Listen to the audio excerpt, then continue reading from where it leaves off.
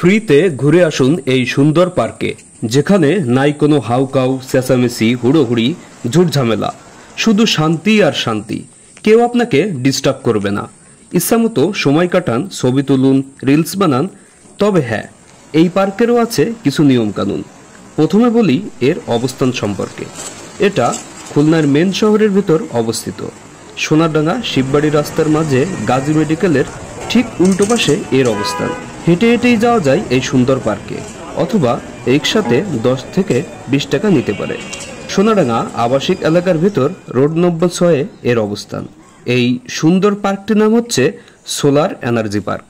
Main gate বন্ধ থাকলেও hero আলমের ফ্যানরা পাশের গেট দিয়ে ঢুকতে পারবেন।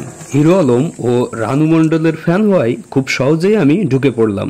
নিজেকে দাদামুনি না, চুমকি মনে হচ্ছে, কারণ চুমকি চলেছে একা পথে।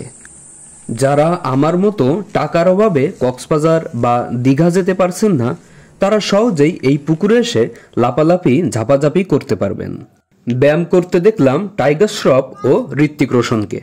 প্রাকৃতিক সৌন্দর্যে ভরপুর এই সুন্দর পার্কটি।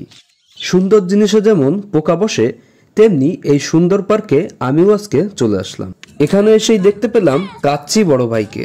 কাশিমপুর জেলের এই রড ভেঙে পাশাভাই এখান থেকে চলে গেছে। পাশাভাই গব্বর সিং এর কথা শুনে পোলাপান এখান থেকে দৌড়ে পালাচ্ছে। পার্কটা এতই নিরিবিলি যে দুষ্টু কোকিলদের কাছে খুবই ভালো লাগবে। তাই কুক কুক কুক কুক ডাকের জন্য আপনি এখানে চলে যেতে পারেন। সুতরাং বলা যায় যে আপনার এখানে এসে লাগবে উড়াধুরা। তবে এই পার্কের নিয়ম কানুনগুলো আপনার না জানলেই নয়। এখানে কিন্তু স্কুল বা কলেজ ড্রেস পরে কেউ এলাও না। প্রতিদিন খোলা থাকলেও সন্ধ্যাবেলায় ঠিকই বন্ধ হয়ে যায়। সেপুদার এক ফ্রেন্ডকে এখানে পেয়ে নাম জিজ্ঞাসা করলাম। সে বলল সরি, কারণ তার সাথে তার গার্লফ্রেন্ড আছে। তারা ভাইরাল হতে চায় না। আর আপনাদের যাদের গার্লফ্রেন্ড বা বয়ফ্রেন্ড নেই, তারা এখানে এসে ভালো একটি কচু গাছ দেখে গলায় দড়ি দিতে পারেন। এখানে ব্যায়াম করে আপনি হতে পারবেন বডি বিল্ডার কাঞ্চনদা এবং বিয়ে করতে পারবেন 3-3টি।